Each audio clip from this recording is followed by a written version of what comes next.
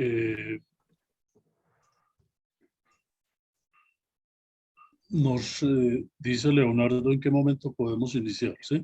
Listo, Cuando ya profe, ya estamos estemos, en vivo a través de YouTube. ya estamos en vivo. Sí, señor. Perfecto, muy buenos días. Continuamos con nuestra jornada de innovación como parte de la agenda que nos hemos trazado en estas 2 semanas para invitar a entidades del sector salud, a entidades y personas que hacen parte de los ecosistemas de innovación en el país, comunidad académica, todos aquellos quienes quieran conocer este ejercicio de Ideatón para que nos acompañen.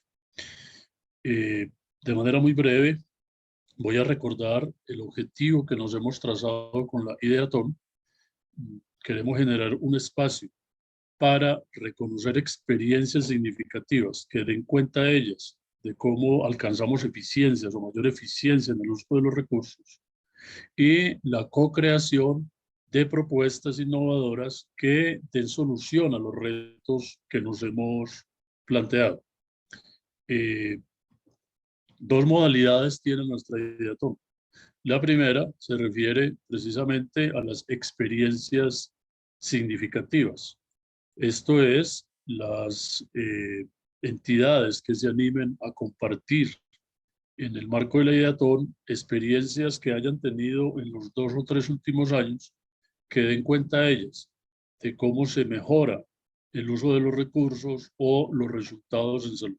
Entonces, primera modalidad, una invitación muy cordial a todas las entidades del sector salud para que se sumen a esta Ideatón y se preparen para compartir sus experiencias. Y la segunda modalidad, que es el ejercicio de co-creación de innovación abierta, en el cual hemos planteado unos retos que los vamos a compartir al final de la sesión para invitar a creadores, a personas inquietas que tienen ese interés, ese despertar por soluciones, que nos acompañen en ese ejercicio.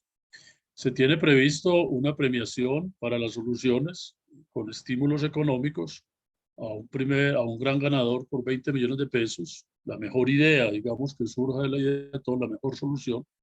Y en el plano se diferencian de las ideas porque no van a tener un gran desarrollo. La propuesta para pasar a plantear lo que llamamos los prototipos conceptuales y funcionales, con 2 puestos por 10 y por 8 millones de pesos, e igualmente para soluciones que ya puedan estar validadas por 10 y por 8 millones.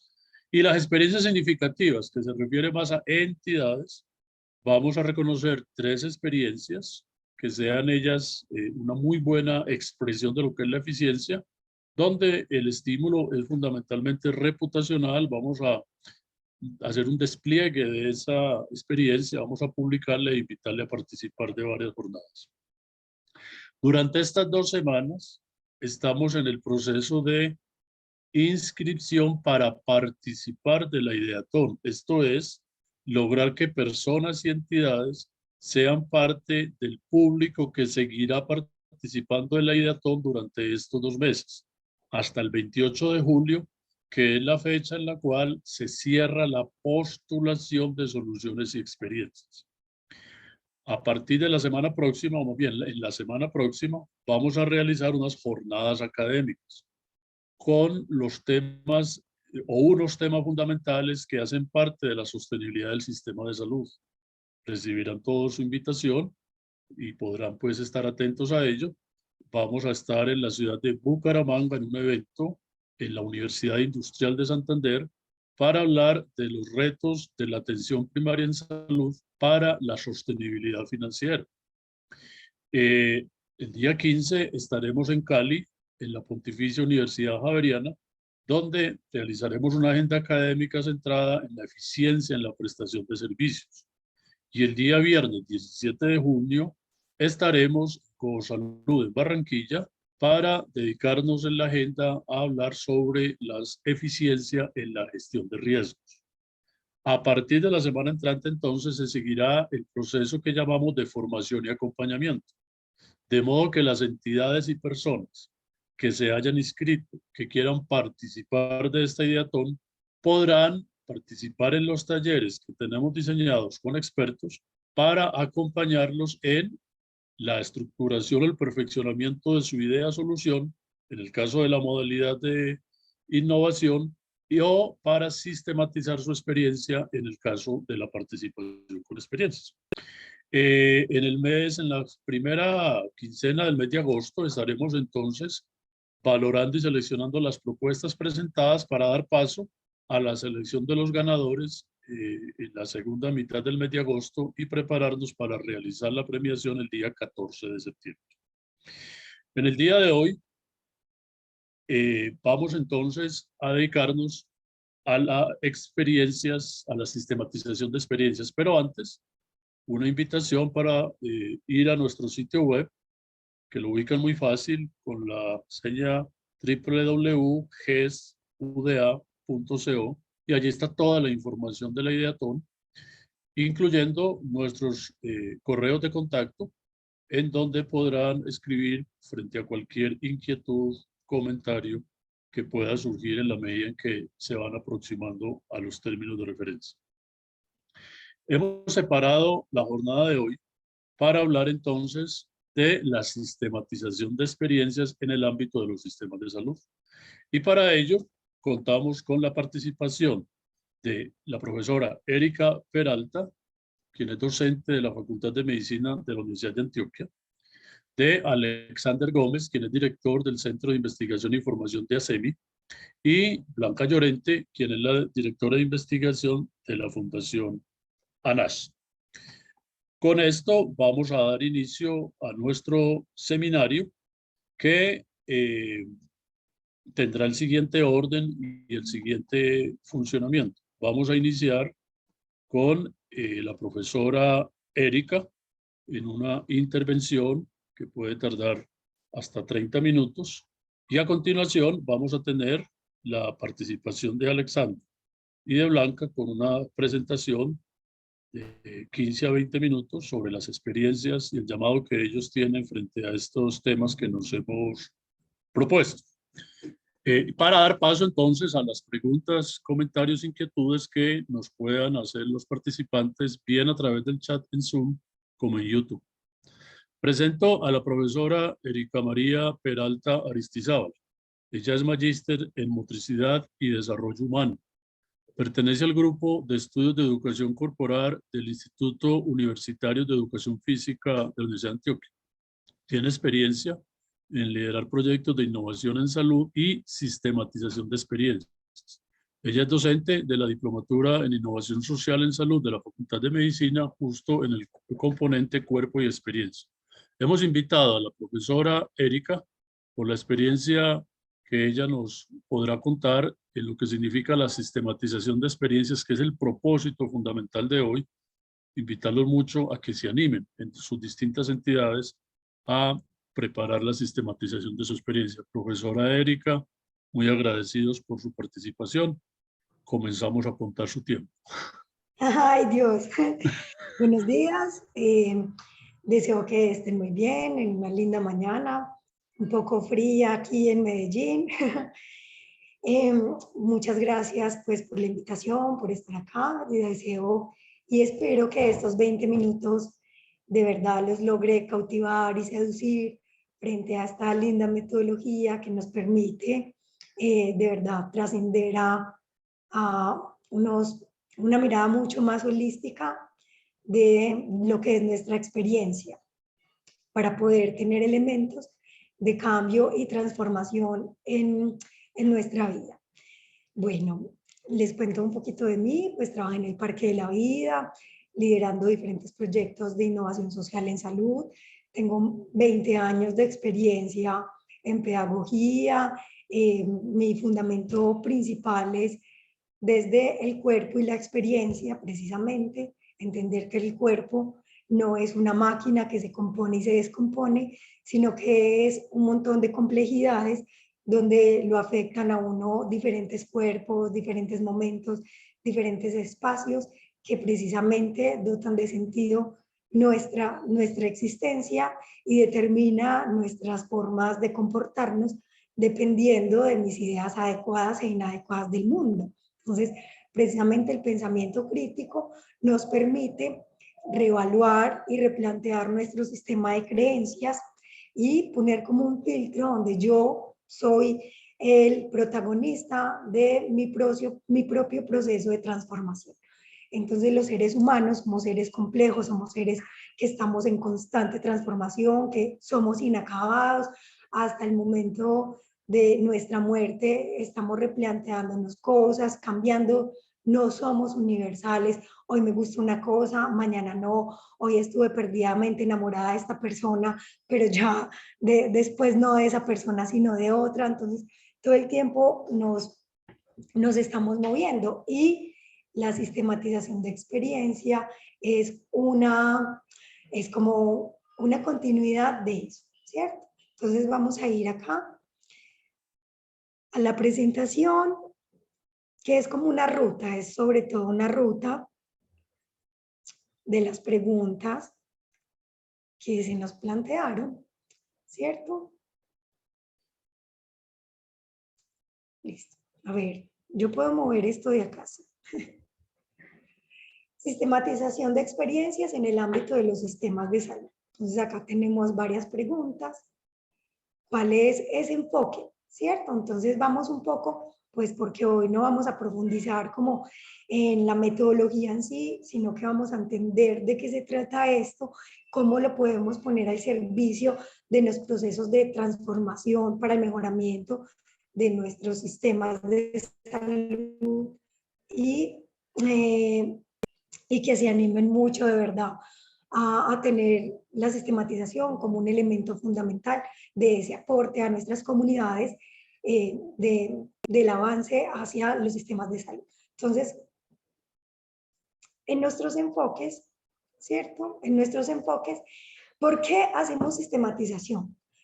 Los seres humanos hacemos sistematización de experiencia porque necesitamos entender nuestras lógicas complejas de lo que es nuestra existencia.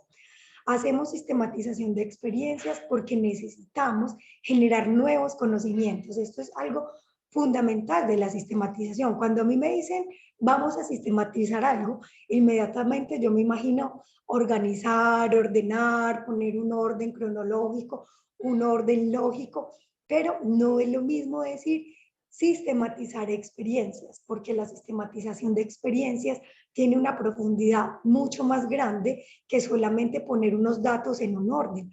Le estamos hablando de experiencias y la experiencia es lo que pasa por mi cuerpo, es lo que pasa por mi existencia y al pasar me transforma y determina un antes y un después en mi vida de ese acontecimiento, ¿cierto? Entonces, hacemos sistematización de experiencia porque necesitamos entender en ciertos contextos culturales, sociopolíticos, qué pasa con mi vida, pero aquí hay una cosa fundamental de la sistematización, es que cuando yo hablo de sistematizar experiencias, hablo de lo colectivo, hablo de la comunidad. Yo no sistematizo una experiencia mía únicamente, yo sistematizo una experiencia colectiva. Entonces es muy lindo porque la sistematización de experiencia es en sí misma un movimiento político, lo podríamos llamar de esa manera, donde hay que tomar partido, donde hay que tomar determinaciones, donde pongo mis subjetividades, mis dolores, mis tristezas, mis indignaciones, mis alegrías, todo lo que yo soy como ser humano singular y colectivo, porque de hecho yo no soy un ser humano distanciado de lo que pasa en mi contexto, ¿cierto? Por eso hablamos que somos seres de la experiencia. Entonces, cuando hablamos de sistematización de experiencia, estamos entendiendo que somos seres complejos, que somos seres sociales, pero que queremos generar conocimiento a partir de una práctica, a partir de una cosmovisión del mundo, a partir de un acontecimiento específico. Entonces, cuando yo hablo de sistematizar experiencias, me ubico en un lugar, espacio, tiempo. O sea, ¿qué es el cuerpo? El cuerpo es precisamente lo que me permite a mí existir en este mundo que conocemos, y para poder existir en este mundo que conocemos, yo en mi cuerpo me ubico en un espacio-tiempo. Una sistematización de experiencia está ubicado en un espacio-tiempo y por eso no solamente nos está arrojando unos datos y unos informes, sino que nos está poniendo en una constelación, en un montón de hilos que se tejen de esta comunidad hacia unas prácticas de esta comunidad específicamente con relación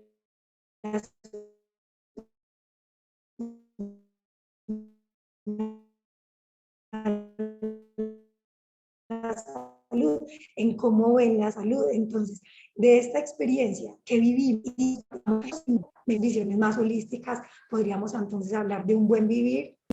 ¿Qué pasó con mi internet?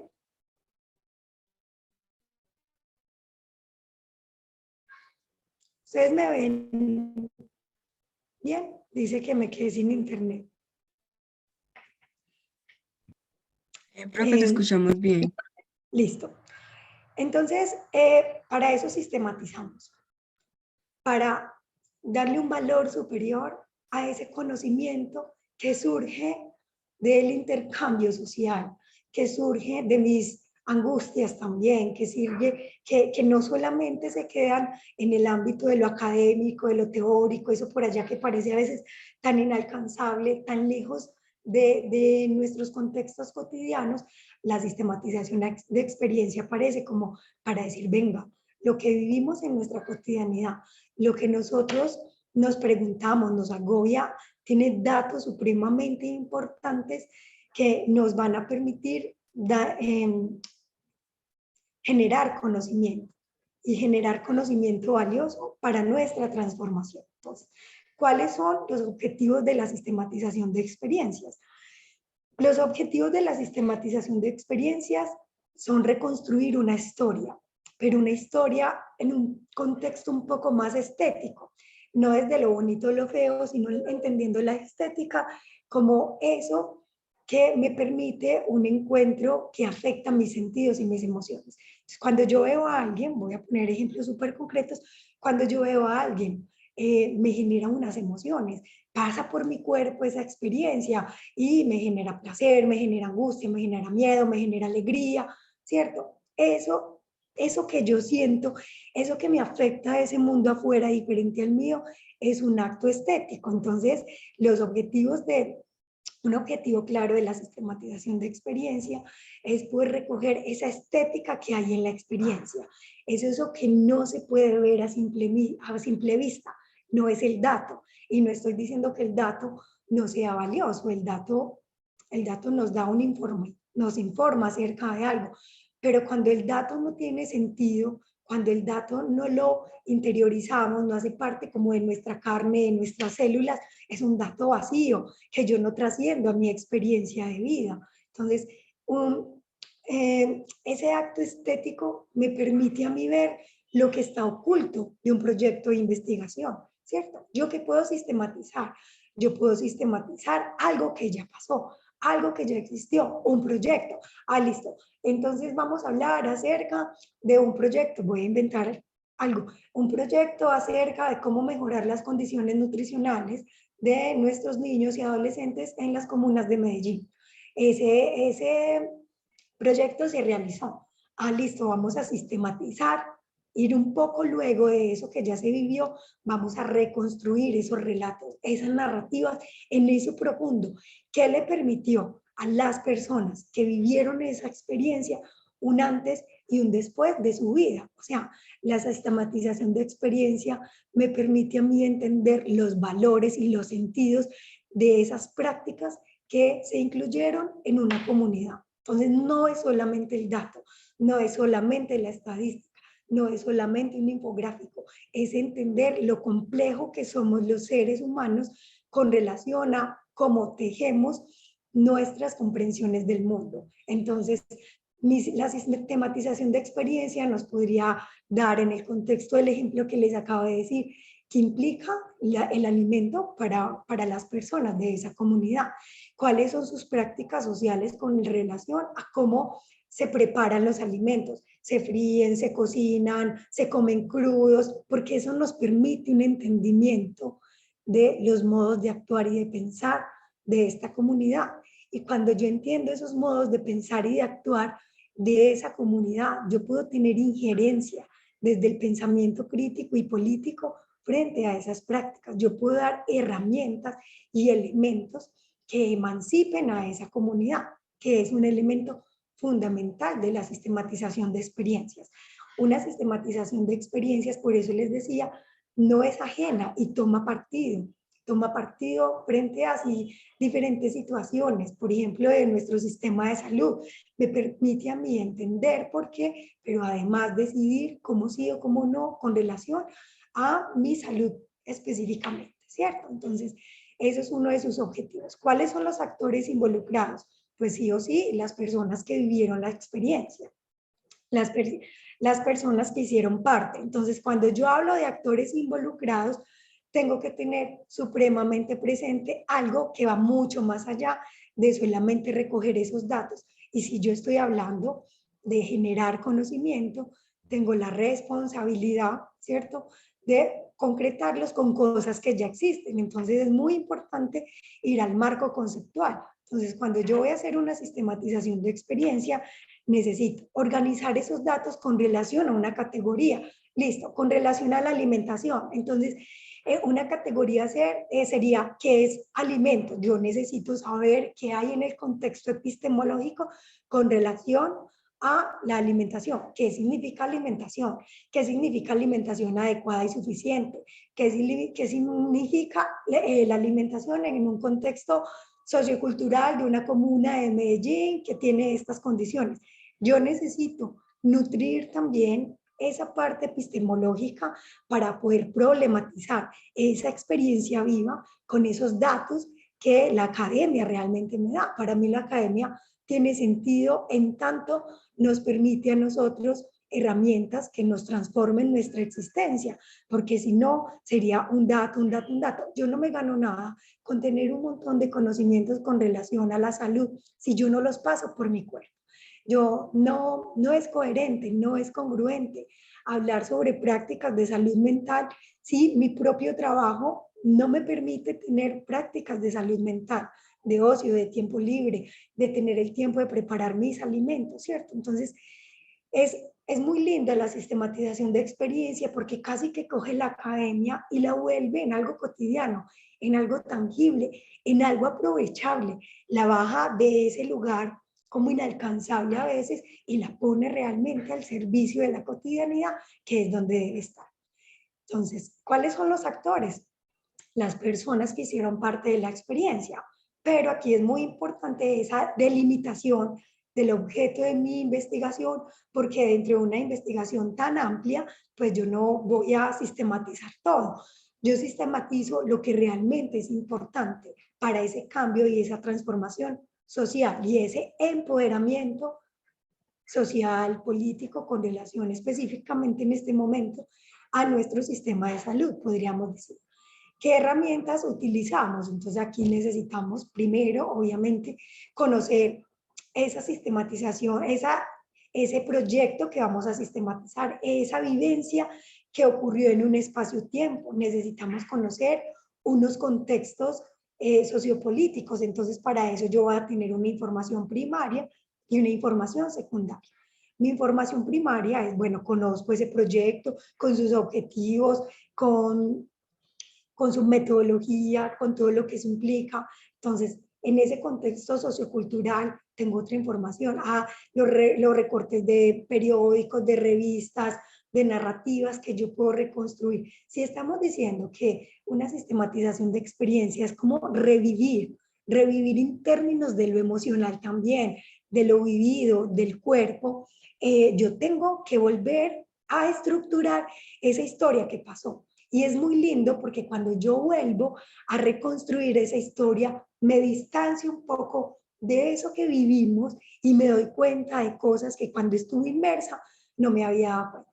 Literal, cuando uno termina una relación y uno desde afuera reconstruye su experiencia vivida en su experiencia de pareja y dice, yo no me había dado cuenta que esto que me pasaba con esta persona es porque yo me lo permití, o mira, yo no me había dado cuenta que yo fui de cierta manera, fui autoritaria o fui celosa, ¿cierto? Solo cuando yo me distancio de eso que ya viví, soy capaz de entender esas tramas internas y más íntimas y más complejas que por la emoción y pues por lo sesgado del momento vivido, yo no había antes sido capaz de reconocer.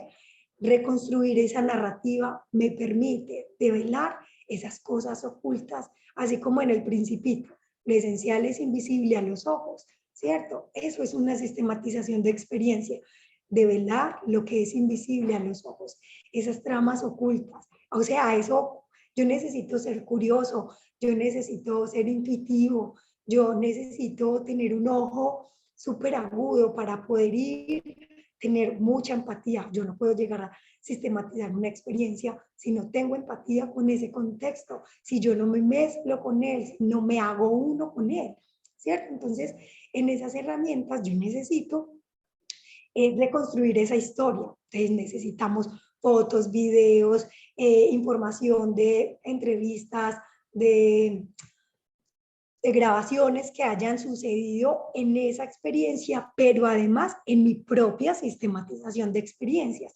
Debo ir a quienes hicieron parte de esa vivencia, entrevistarlos en todos los grupos focales, las entrevistas semiestructuradas, fotonarrativas, cartografías corporales. Bueno, hay muchas herramientas que nos permiten entender el sentido de las prácticas. Vuelvo e insisto, más allá del dato, más allá del dato. ¿Qué procesos se desarrollan? Pues son procesos complejos sociales que muy lindos también que nos permiten. Una sistematización de experiencia me permite entender que yo no soy un individuo, sino que yo soy un sujeto complejo que se construye con el otro. Entonces, en esa lógica de la sistematización de experiencias se reconstituye tejido social. Vuelvo a recordar que yo soy parte de un ecosistema, que yo no estoy aparte de ese ecosistema, que yo formo parte de de esa unidad, soy uno con el otro, soy uno con mi comunidad y en tanto esa unidad me afectan las prácticas externas y mis prácticas afectan esa comunidad también. Entonces me devuelve sentido social, me devuelve sentido de colectivo y al devolverme el sentido de colectivo, pues logro entender la cualidad de la salud, que es el cuidado de la vida por encima de lo que sea, no como ausencia de la enfermedad, sino que aquí podríamos hablar de determinantes sociales de salud, pues, y de todo lo que implica unos ambientes de óptimos para que yo pueda tener un estado de salud. Incluso podemos hablar de un estado de salud en condiciones de enfermedad. No es lo mismo vivir un proceso de cáncer en una familia amorosa que me cuida, que yo puedo seguir hablando de calidad de vida en esas condiciones que alguien que lo viva sin los recursos económicos, emocionales, físicos de esa situación, ¿cierto? Entonces, los procesos de sistematización de experiencia me generan conexión y entender que yo no soy solo en el mundo y que entonces me dan responsabilidad social y me permiten entender que el otro, que la salud del otro también es mi responsabilidad en lo que le digo, en lo que le doy, en cómo me comunico, en cómo me bloqueo, en cómo me distancio. ¿Cuáles son los medios de difusión? Pues estamos hablando que la sistematización de experiencia me permite unos momentos de cambio y de transformación. Me van a dar elementos para yo saber si esas prácticas y ese proyecto que vivimos debe mejorar ciertas cosas, debe cambiar, debe mutar hacia nuevos lugares. Entonces, ¿a quién le debo presentar esta sistematización? Una sistematización de experiencia no tiene sentido que exista si yo no la comparto, si yo no la pongo, si yo dije que la sistematización de experiencia va a ser para crear y generar conocimiento que me permita emanciparme, no tiene sentido no comunicar ese aprendizaje, esos nuevos conocimientos, esas nuevas relaciones que se tejieron entonces, por ejemplo, con relación a la alimentación, si vamos a lo que les decía al principio, ¿cierto? Entonces, ¿a quién debo contarle esta historia? Pues ya, primero, a quienes la vivieron. Venga, miren, usted usted muy amorosamente, muy generosamente, me abrió las puertas de su complejidad como ser humano, pues yo tengo la responsabilidad de devolverle a usted como comunidad que vivió la experiencia, estos elementos que de verdad le van a poder permitir trascender hacia esas nuevas prácticas cotidianas que van a mejorar su calidad de vida porque lo van a poner en sintonía en un estado de plenitud. Esa comunidad específicamente yo le debo transmitir y difundir esa información. ¿Quiénes más? ¿A quiénes aliados? Yo ya entendí cuáles son mis limitaciones y mis potencias, entonces necesito unos cómplices, entonces bueno, venga, a una ONG, a una institución, a otra entidad aliada, a otra empresa aliada que tenga unos elementos que yo no tenga, ¿cierto? Y puedan complementar para que esta experiencia realmente trascienda y pueda brindar los elementos relacionados. ¿Y a quién más? Pues a la comunidad en general, porque si estamos diciendo que una sistematización de experiencias me permite a mí entender que yo soy parte de un ecosistema, pues obviamente podrá ser una información valiosa para cualquier persona y para cualquier comunidad que esté interesada en saber acerca de estas vivencias, acerca de estas prácticas, acerca de esto que vivimos. ¿Qué utilidad, cierto? Entonces, ¿qué elementos fueron útiles para lograr los objetivos propuestos, limitantes y recomendaciones? Entonces, los elementos útiles, pues el hecho de reconstruir una historia es supremamente valioso. El hecho de gestar, tengo 5 minutos, listo. Tejer nuevamente esa historia es supremamente valiosa, me permite ese contacto, me permite entender unas vivencias limitantes, pues a veces los limitantes son las mismas informaciones que tenemos, no tener un buen marco conceptual constituido puede ser un limitante porque no me permite generar preguntas que me den información contundente y precisa de lo que yo necesito en esta información, en esta experiencia. ¿Qué otro limitante? Pues como voy a hacer una sistematización de una experiencia ya vivida, pues a veces el mismo alcance de ese proyecto puede ser un limitante, que ya no existan todos los actores que hicieron parte de la experiencia puede ser un limitante. ¿Qué recomendaciones? Pues ser muy empático. Aquí se me sale lo profe que soy, los profes somos supremamente románticos, ¿cierto? Entonces, tener apertura hacia esas comunidades, tener apertura de vivir esas experiencias, entender que hay un mapa de ruta, pero una experiencia es compleja y nunca se da al pie de la letra. Ser flexibles en esas nuevas experiencias que salen dentro de esa experiencia. No puedo hacer una sistematización de experiencia si no tengo mi mente y mi cuerpo abierto al cambio. Es muy difícil, es muy difícil. No puedo ser tan estructurado porque una sistematización de experiencia es una constelación, es un universo de posibilidades que debo estar abierto. Debo tener mirada profunda, aguda, ser curioso, ser crítico, poder tomar distancia de eso que hicimos.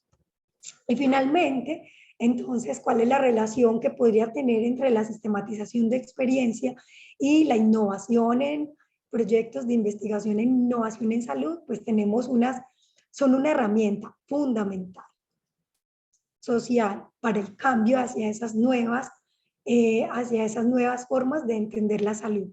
Son fundamentales, es fundamental. Y aquí lo digo con absoluto convencimiento. Son 2 herramientas increíbles para poder hacer transformación y movilización social, ¿cierto? Es casi que obligatorio poder reconstruir esa historia. Las dos parten de colectivos, de necesidades reales, ¿cierto? Yo no sistematizo algo que no haya identificado como una necesidad real, al igual que los proyectos de innovación en salud son colectivos, son de la comunidad, no son de ninguna academia, son de la comunidad y por eso se dan a ella y a ellos deben volver. Son procesos complejos, holísticos, que me permiten entender a mí, no, por ejemplo, la ausencia como la enfermedad, la salud como ausencia de la enfermedad, sino ubicarme en un tiempo y en un espacio, en un contexto, en las dimensiones del ser humano, físicas, económicas, espirituales, sociales, culturales, bueno, en esas dimensiones del desarrollo humano. ¿Qué tienen en cuenta los contextos sociopolíticos? Su interés es poder aportar a la transformación de realidades cotidianas para el mejoramiento de la calidad de vida a partir del pensamiento crítico y la emancipación a través de procesos creativos, eróticos. Es supremamente importante entender el erotismo en los procesos de innovación y los procesos de sistematización, porque el erotismo me permite transgredir normas, que es precisamente a lo que me lleva una sistematización. Transgrede unas lógicas de unas creencias con relación a algo, entonces me llevan al riesgo de inventar, de la innovación. Los proyectos en innovación es poder pensar que todo puede ser posible, no limitarme, ¿cierto? Al rompimiento del establecimiento para poder generar cambios desde la singularidad que afecten lo colectivo. Bueno, esto es como lo que traje para compartirles. Traté de resumir porque es algo que me apasiona, que me interpela en cada célula que me compone. Bueno, entonces, gracias por escucharme, por también confiar en mí y por el tiempo de este espacio de compartir. Erika, muchísimas gracias. Muy bien por el tiempo. Yo mencionaría algunas palabras clave de los mensajes que nos deja Erika y que habrá oportunidad de discutir al final. Hemos dejado unas inquietudes muy claras sobre el qué, el por qué, el para qué y algo sobre el cómo de la sistematización de las experiencias. Es interesante la relación que hace Erika sobre el cuerpo en la medida en que es algo individual, los sentimientos, las sensaciones, pero que estamos buscando trascender hacia lo colectivo, y me encanta tu expresión relativa al revivir. En nuestro caso, estamos buscando esas experiencias que puedan ser significativas en el buen uso de los recursos en salud para replicar. Sí, digamos que aquí el revivir, yo lo traería es el replicar a otras entidades, que el sistema de salud pueda recibir a partir de algunas experiencias unas pautas, unas posibles normas futuras que ayuden a mejorar el uso del recurso. Justamente entonces vamos a dar paso a las reflexiones que nos quiere dejar Alexander Gómez Rivadeneira. Él es médico y magíster en salud pública, director del Centro de Investigaciones y Formación de ASEMI, que es la Asociación de Entidades de Medicina Integral, que une a las EPS y las entidades de medicina prepagada, docente universitario, autor de publicaciones y cursos en salud pública, con 20 años de experiencia laboral adquirida en la Universidad Nacional, el Instituto Nacional de Salud, el Ministerio de Salud y Protección Social y en la Fundación Universitaria Sanitas. A partir de lo que hemos escuchado de Erika, muy interesante lo que Alexander nos puede contar, cómo irnos a las entidades del sector salud con un cierto checklist para mirar cómo es que identificamos una experiencia que nos permita presentarla a nuestra directora. Alexander, mil gracias por tu participación. Adelante. Profesor Jairo Humberto, muchas gracias por esta invitación y un cordial saludo para todas las personas que nos están visualizando en este momento a través de YouTube. Mi agradecimiento a las entidades organizadoras, la ANDI, AFIDRO, ASEMI y la Universidad de Antioquia. Muy bien, para empezar nuestra charla del día de hoy, quiero que conversemos sobre la identificación de ineficiencias y desperdicios en el sector salud.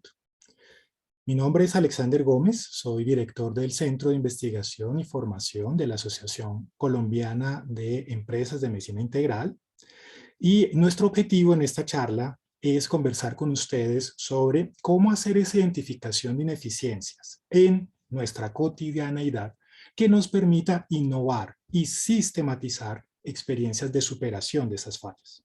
Espero que estos 20 minutos sean de provecho para ustedes. Y sin más preámbulos, voy a empezar la presentación. Estos son los elementos que quiero que trabajemos. Por un lado, quiero que hablemos sobre cómo comprendemos la producción de servicios de salud. Sé que algunos de ustedes son profesionales del sector salud y lo conocen muy bien, pero seguramente habrá personas que nos acompañen que son de otras profesiones y que esta contextualización puede serles de utilidad. Después de eso, quiero introducir los conceptos de la economía de eficiencia técnica y asignativa. Quiero anticiparles que yo no soy economista, así que simplemente es una forma de acercar estos conceptos al sector salud sin profundizar demasiado en los detalles técnicos. Y por último, en la parte en la que voy a hacer más énfasis, es en cómo analizamos fuentes de ineficiencia por diferentes componentes relacionados con la producción de los servicios de salud. Veremos 5 grandes fallas que nos pueden ayudar a identificar ineficiencias para que después podamos generar procesos de innovación y procesos de sistematización aquí en esta iniciativa que es la Ideaton. Empecemos entonces con el primero de estos componentes, que consiste en hablar un poco de la comprensión, ¿sí? Para que nos ubiquemos. Entonces, quiero plantearles el siguiente ejercicio. En el centro hay un rectángulo. Vamos a suponer que ese rectángulo es un centro de salud. En nuestro sistema se llaman instituciones prestadoras de servicios. El centro de salud tiene unos procesos en su interior, pero requiere unos elementos, unas entradas para poder funcionar. Esos elementos los vamos a trabajar en esta presentación ubicándolos en 3 categorías. El marco regulatorio, los insumos y las personas. Sé que estamos pensando, por supuesto, que las personas son los usuarios, pero les voy a pedir que ampliemos un poco la mirada y tengamos en cuenta también a los trabajadores, que también son personas que llegan con sus propios elementos, como nos estaba comentando ahorita la profesora Erika.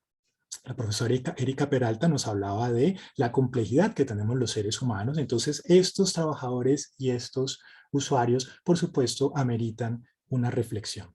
Y cuando estos elementos entran al centro de salud, se combinan en sus procesos, ¿cierto? Esas actividades que se hacen en su interior nos generan unos productos, ¿sí? Que se conocen en la literatura económica como salidas, y posteriormente eso tiene unos efectos sobre la salud de las personas. Más allá de la ausencia de la enfermedad, por supuesto, hay elementos que se construyen en términos de los resultados que esas intervenciones tienen sobre las personas, las familias y las comunidades. Muy bien, si estamos ubicados en esta diapositiva, les invito entonces a que ahora demos un paso más y hablemos primero de los desperdicios, pero para entender un poco el tema de los desperdicios, quisiera contarles qué es la eficiencia técnica. De forma muy sencilla, la eficiencia técnica consiste en optimizar la cantidad de servicios que se generan, ¿cierto?, en este centro de salud a partir de los insumos. Si esa cantidad es óptima, no hay desperdicios. Entonces, lo que acabo de decir de manera gráfica es lo siguiente. Ingresan los insumos que están en un cuadradito de color azul del lado izquierdo, se procesan, ¿cierto?, para generar servicios de salud que serían los productos que tenemos al final de este ejercicio. Muy bien, es muy sencillo, pero nos ayuda a ubicarnos. Ahora, intentemos el mismo ejercicio con la descripción de la mala distribución. ¿Sí? Esta ineficiencia, que se llama mala distribución, se entiende cuando utilizamos el concepto de eficiencia asignativa, que es una aplicación de la teoría económica y consiste en optimizar la distribución de los insumos entre las unidades de producción. Entonces, ¿qué ha sucedido acá? Que el servicio de salud se nos convirtió en varias unidades. Unidad de consulta externa, unidad de urgencias, unidad de hospitalización, unidad de laboratorio clínico y otras. Cuando los insumos entran, ¿cierto? Como en la diapositiva anterior, aquí ya vemos al interior del centro de salud, hacemos, digamos, un zoom ahí y encontramos que las unidades están recibiendo diferentes cantidades de esos insumos. Y para hacerlo de forma visual, en este caso, el servicio de hospitalización, la unidad de producción que se llama servicio de hospitalización, no está recibiendo la cantidad de recursos correcta y eso, por supuesto, constituiría una mala distribución de estos insumos. Bien, si hasta aquí vamos sintonizados, entonces ya podríamos resumir lo que acabo de decir en esta tabla. Quiero aclarar, esta tabla es tomada del libro de Oxford de Salud Pública Global, en su 6ª edición, y lo que voy a intentar con esta tabla es sintetizar algunos de los elementos que acabo de comentarles. En términos generales, la eficiencia económica incluye la eficiencia técnica y la eficiencia asignativa que acabo de mencionar. Este cuadrito de resumen nos ayuda a recordar que la eficiencia técnica consiste en optimizar la cantidad de servicios generados a partir de los insumos, que fue la primera diapositiva, ¿cierto? La que estaba en color azul. Y mientras que la eficiencia asignativa consiste en optimizar la distribución de esos insumos entre varias unidades de servicio, la diapositiva que estaba de color verde. ¿Esto qué aplicación tiene para nosotros? El presupuesto que ha sido asignado al área de un centro médico para que genere la mayor cantidad de consultas, estamos hablando de eficiencia técnica. Pero cuando estamos hablando de cómo se distribuye ese presupuesto entre las áreas que conforman ese centro médico, ¿sí? Si la asignación ha sido correcta, no podríamos cambiar la distribución sin generar una reducción en la producción, ¿correcto? Bien, entonces desde el punto de vista económico se alcanza el óptimo, que se conoce como el óptimo de Pareto, cuando la distribución entre las áreas no permite un ajuste, porque cualquier ajuste hace que la producción al final, ¿cierto? La cantidad de servicios, de consultas, de hospitalizaciones, sea inferior a lo considerado eficiente, ¿cierto? Se diría, sea una distribución subóptima, dirían los economistas. En este caso, entonces, ¿en qué consiste la ineficiencia? La ineficiencia, cuando es ineficiencia por asuntos técnicos, ¿sí? Es un sobrecosto por desperdicio. En este caso lo podríamos definir como el costo extra que se requiere para realizar la misma cantidad de consultas, dado que tengo que reponer ese desperdicio, digamos, ese derroche de recursos, de insumos que estoy teniendo.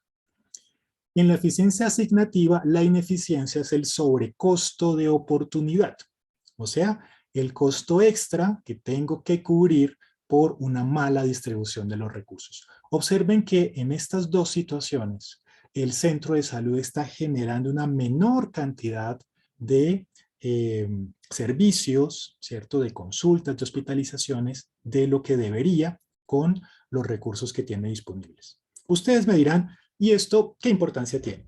En últimas, lo que hay que hacer es que los centros de salud atiendan a las personas y ya. Bueno, como tenemos recursos limitados, entonces, si esos recursos yo tengo un desperdicio o se distribuyen de forma incorrecta, pues al final la cantidad de atenciones que voy a generar no es la que podría ser. Y por supuesto van a quedar personas sin atender y eso es lo que necesitamos, ¿sí? Entonces, la eficiencia económica, que es la combinación de esta eficiencia técnica con esta eficiencia asignativa, lo que me va a permitir en los servicios de salud, en nuestro sistema de salud, es valorar las consecuencias de las decisiones que estamos tomando para optimizarlas. Muy bien, pasemos, si les parece entonces, a hacer el análisis para cada uno de estos componentes. ¿Sí? Perdón un segundo, me voy a devolver para explicar el ejercicio que voy a realizar.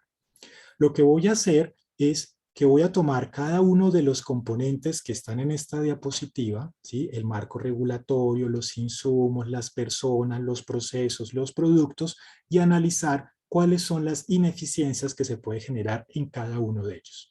La idea es, voy a hacerlo a través de una especie de lista de chequeo para que ustedes, observando su realidad, puedan decir, aquí puede haber una ineficiencia. Y a partir de ahí, generar las acciones de optimización, ¿sí? Las acciones de innovación abierta o de sistematización de las posibles soluciones que se han venido implementando. Entonces, empecemos. Para el marco regulatorio, que es este contexto normativo que tenemos en nuestro sector, el sector salud es fuertemente regulado, podemos por lo menos tener en cuenta estos elementos fundamentales. Yo puedo tener en cuenta para las normas del nivel, las normas nacionales, ¿sí? Y para las normas de mi institución, o sea, del centro de salud que estoy analizando, puedo tener en cuenta la cantidad de normas, que la cantidad sea la correcta. Si hay muy poquitas, de pronto no puedo cubrir todos los asuntos importantes. Pero también, si son muchas, es muy difícil poder aplicarlas todas al mismo tiempo. Segundo elemento, la calidad de esa normatividad. Si la calidad regula los elementos claves de forma precisa o no lo hace. Y la armonización. Entre las diferentes normas que existen, ¿se ponen de acuerdo o hay contradicciones entre ellas? Bueno, aquí la idea es que uno evalúa, ¿sí? Y dependiendo de los resultados, va a generar una serie de ineficiencias para los servicios de salud. Las están listadas en el cuadro naranja que está del lado derecho. Voy a mencionar solamente algunos, pero ustedes están observando el cuadro y lo pueden leer.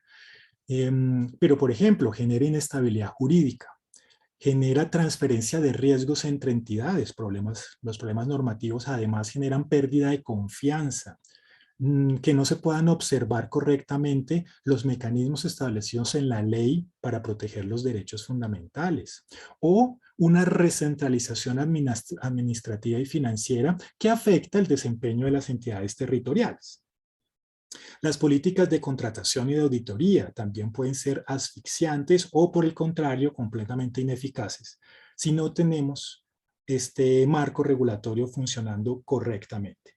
Si desean profundizar en este tema, les dejo señalada una bibliografía que corresponde a la revista de ASEMI, que es la revista Conexión. ASEMI tiene un número especial dedicado a estos temas y además un libro publicado que ustedes pueden encontrar por internet o si desean que nosotros se los enviemos, con el mayor gusto lo podemos hacer. Pero continuamos. Este es el marco regulatorio. Pero además del marco regulatorio, tenemos los insumos. ¿Qué necesitamos observar en los insumos? Voy a organizar los insumos en 3 categorías. El software, como la historia clínica electrónica o todos los software que necesitamos utilizar en nuestros centros de salud, los recursos financieros y los equipos médicos y los suministros. Entonces, ¿qué tengo que mirar en estos 3 tipos de insumos? La disponibilidad, la suficiencia y la confiabilidad. ¿Qué quiere decir confiabilidad? Veamos un poco que estos equipos funcionen correctamente porque tienen el mantenimiento, por ejemplo, están calibrados, etcétera, y pueden observar las fuentes de ineficiencia del lado derecho. Rápidamente, tenemos desarrollos informáticos que no cumplen los requerimientos de la entidad. Tenemos falta de interoperabilidad en sistemas de información. Entonces, a mí me hicieron la consulta en este centro de salud y voy al otro y ya el médico no puede ver lo que me hicieron porque los sistemas no se comunican entre ellos. No se observan los mecanismos legales de transparencia de recursos. Ustedes saben que los recursos que se utilizan en el sector tienen un seguimiento especial para evitar el lavado de activos y el financiamiento del terrorismo, igual que sucede en muchos otros sectores, pero ese control es muy importante. Otros elementos, ¿no? La volatilidad en los mercados, lo que les contaba de la falta de mantenimiento preventivo o calibración en los equipos, y por último, precios excesivos en los suministros. Bueno, esto es en relación con los insumos, ¿sí? ¿Dónde se están generando ineficiencias? Ahora veámoslo en el comportamiento de las personas. Esta parte, y estoy de acuerdo nuevamente con la profesora Erika, que ya hizo una amplia reflexión sobre este tema, que los seres humanos somos muy complejos.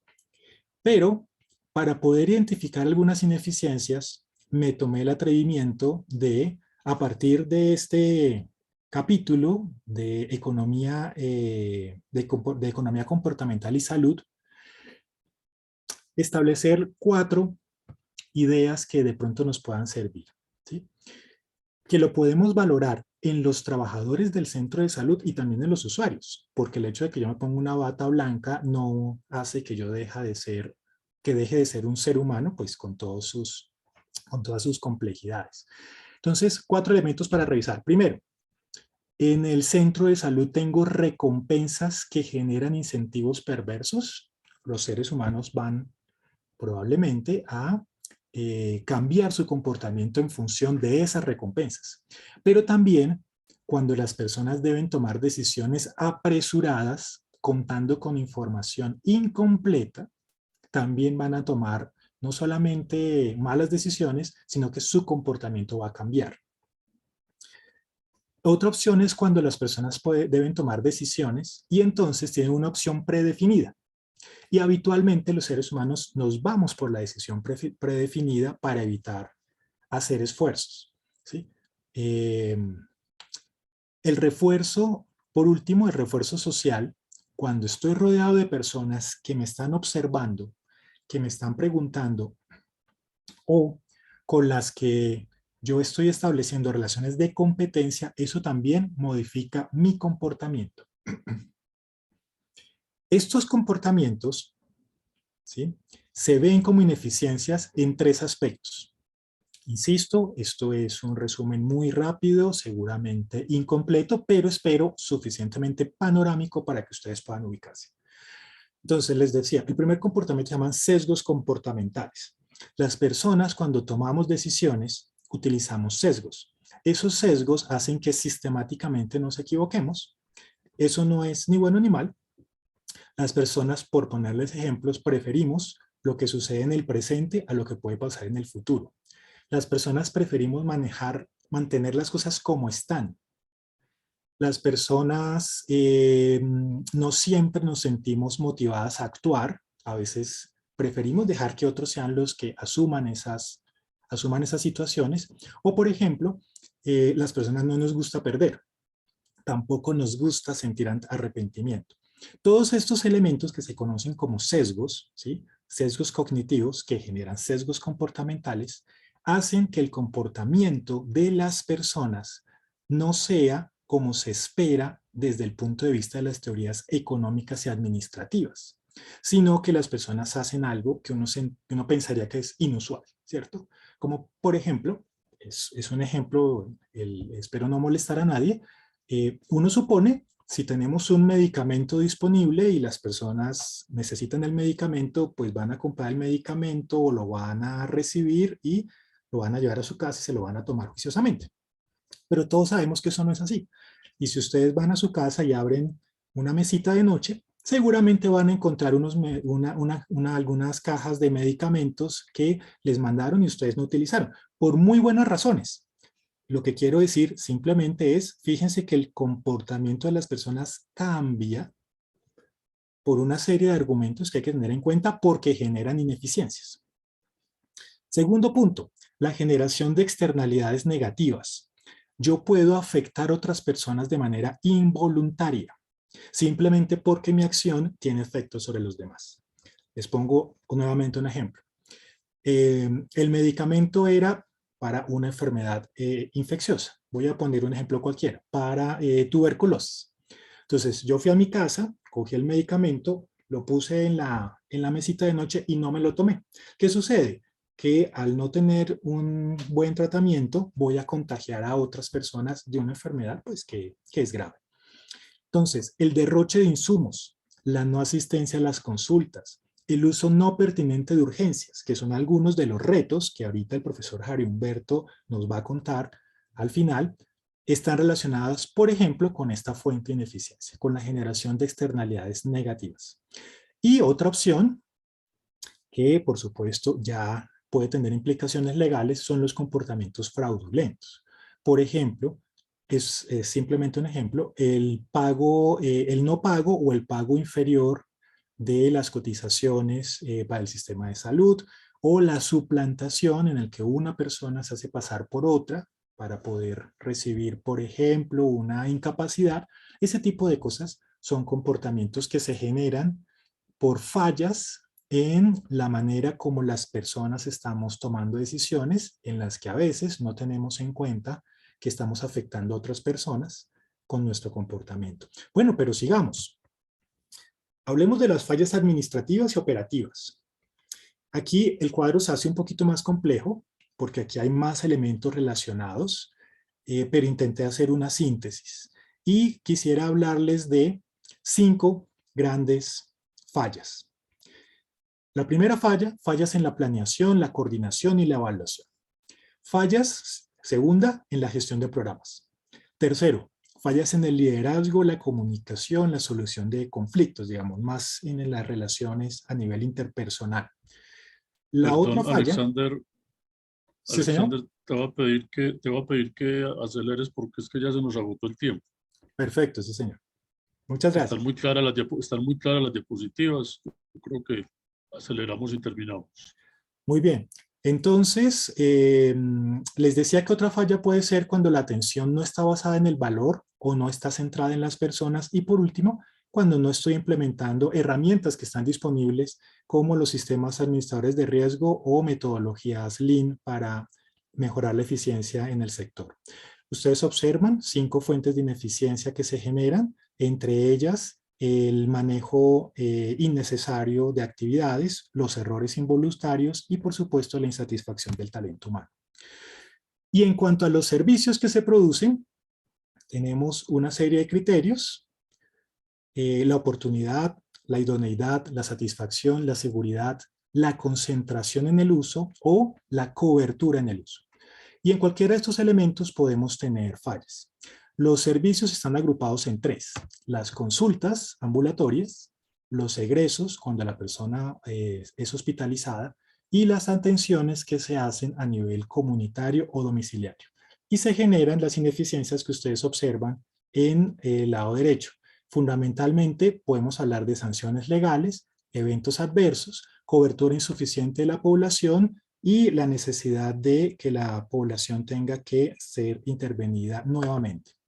Esto era lo que quería contarles. Muchísimas gracias por su tiempo. Nuevamente un agradecimiento al profesor Jairo Humberto por la invitación, así como a las entidades organizadoras. Ven mi correo en la pantalla, quedo a su disposición para lo que necesiten. Muchas gracias. Alexander, muchísimas gracias a ti. Ha sido una presentación bastante clara. Nos queda el material si tú autorizas compartir la presentación. Por el chat a los participantes de hoy les enviamos la cartilla o la publicación de ASEMI sobre este tema.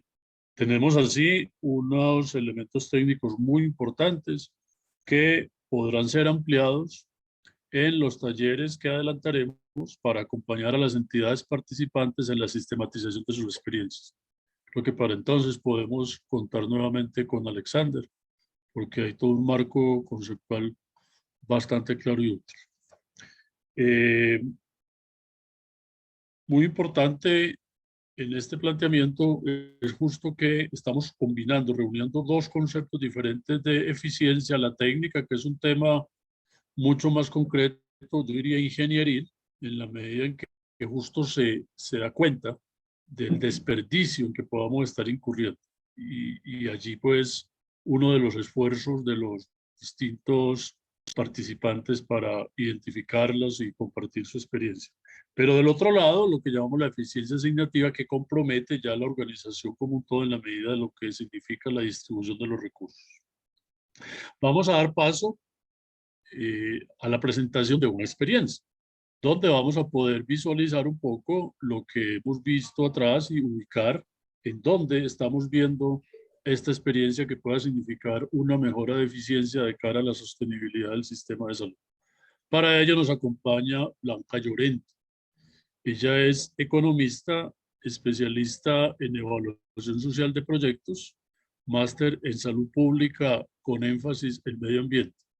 Tiene 15 años de experiencia en docencia y en investigación en temas relacionados con economía, ambiente y salud. Además, Blanca ha desarrollado intervenciones comunitarias para la prevención de enfermedades no transmisibles, coordinando iniciativas para la promoción de buenas prácticas sociales, ambientales y de derechos humanos en el sector empresarial. Actualmente, Blanca es la directora de investigación de la Fundación ANASH, que sea además la oportunidad para que nos hable de la fundación, y con ello le doy la palabra. Mil gracias, Blanca, por estar con nosotros en este ejercicio. No, mil gracias, Jairo Humberto, y un saludo para todos los que nos acompañan en la mañana de hoy, y muchas gracias también a los organizadores por la oportunidad de compartir esta experiencia. Yo estoy hablando hoy a nombre de muchas organizaciones que forman parte de esta experiencia, que fue liderada por la Liga Colombiana contra el Cáncer, y que ha sido liderada por la Liga Colombiana contra el Cáncer y la Fundación ANASH, y cuenta con el respaldo del Ministerio de Salud, el Convenio Marco para el Control de Tabaco, el Secretariado del Convenio Marco para el Control de Tabaco, la Organización Panamericana de la Salud y el Instituto Nacional de Cancerología, entre otros. Debo mencionar también la contribución de Red Papás y la Universidad de los Andes, el programa de liderazgo de la Escuela de Gobierno de la Universidad de los Andes. ¿Qué es la Acción Colectiva para el Control de Tabaco? Es una iniciativa multiactor que inició hace 3 años con la comprensión de que el control de tabaco requiere un enfoque tanto desde el sector público, desde entidades del sector público, como esfuerzos de organización civil, y la capacidad de coordinar esfuerzos entre estos dos sectores para lograr una adecuada implementación de la agenda de control de tabaco que está recogida en el Convenio Marco para el Control de Tabaco. Para los que no conozcan qué es el Convenio Marco para el Control de Tabaco, es un tratado global de salud pública que recoge las intervenciones cuya evidencia sustenta como las más costo efectivas para reducir tanto el consumo como la oferta de productos de tabaco a nivel global. Colombia es un país parte del Convenio Marco, como ley de la República es vinculante en sus obligaciones. Ahora un poco sobre la fundación ANASH. Si logro pasar me confirman si están pasando las diapositivas. La Fundación ANASH es una organización que existe desde 2013 y que se dedica a la generación de conocimiento para promover políticas públicas que estén alineadas con los compromisos de Agenda 2030 para el desarrollo global. Dado que el tabaco ha sido reconocido como una amenaza para el desarrollo sostenible, es una de nuestras líneas prioritarias de trabajo, y por eso somos miembros de distintas alianzas a nivel global, la Global Tobacco Economics Consortium, para mencionar alguna. Somos miembros de la alianza de 500 organizaciones en el mundo que velan por el cumplimiento del Convenio Marco, que están recogidas en la Framework Convention Alliance, la FCA, y además somos firmantes de la Declaración de Bogotá, que en noviembre recogió las inquietudes de varias organizaciones de prevención que se dedican a la lucha contra el cáncer en toda la región de las Américas, y que pues promulgamos un decálogo de principios de política con los que nos comprometemos a promover esta agenda de trabajo de política pública para prevenir el cáncer en nuestra región. Además, como voy a hablar de temas de control de tabaco, declaro que ni yo ni la organización que represento recibimos ningún tipo de contribución o ayuda financiera o de otra índole de la industria tabacalera, directa o indirectamente, esto en cumplimiento con las disposiciones del artículo 5.3 del Convenio Marco para el Control de Tabaco. Muy bien, hablemos un poco de la intervención, que es una intervención que es disruptiva, porque estamos hablando de una intervención que es intersectorial, no está dentro del ámbito del sector de salud propiamente, y que está enfocada en prevención primaria. Aunque tiene elementos de prevención secundaria, pero tiene sobre todo elementos de prevención primaria.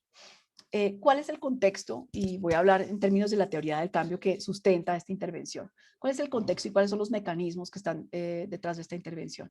Como ya lo mencionaba, el Convenio Marco para el Control de Tabaco, que contempla las medidas más costo efectivas para reducir los impactos del tabaquismo, tanto en salud como impactos económicos en reducción de productividad y de pérdidas de capital humano, por ejemplo, e impactos ambientales, que también son importantes y menos conocidos y menos cuantificados. Colombia tiene hoy en día un avance intermedio en la implementación del Convenio Marco, y fruto de ello es que tenemos una reducción importante en los últimos 10 años en la prevalencia de tabaquismo y en el número de fumadores. Colombia ha reducido en 1 millón el número de fumadores en los últimos 6 años. Y es fruto de la implementación, aunque sea parcial, de estas intervenciones. Ahora, ¿cuál es un factor mediador para que el convenio marco opere y cumpla con sus objetivos? Las condiciones de gobernanza. Entonces, este es el diagnóstico que nos permite decir, formular una intervención que se materializa en un curso que está dirigido a todo público, que permite que los que toman el curso fortalezcan su conocimiento sobre el convenio marco para el control del tabaco y cómo opera en Colombia, cómo se aterriza en Colombia.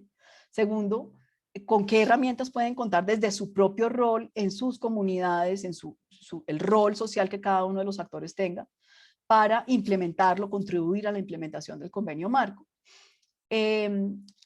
Les desarrolla y les construye y les fortalece competencias transversales en liderazgo y en comunicación, que no son específicas para control de tabaco, sino que son herramientas que son necesarias en otros contextos también en salud pública.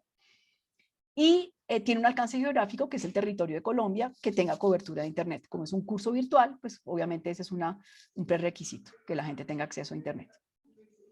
Ahora, ¿cuáles son los resultados esperados y que ya estamos observando? Porque esta ya es una intervención que está en operación, está en desarrollo.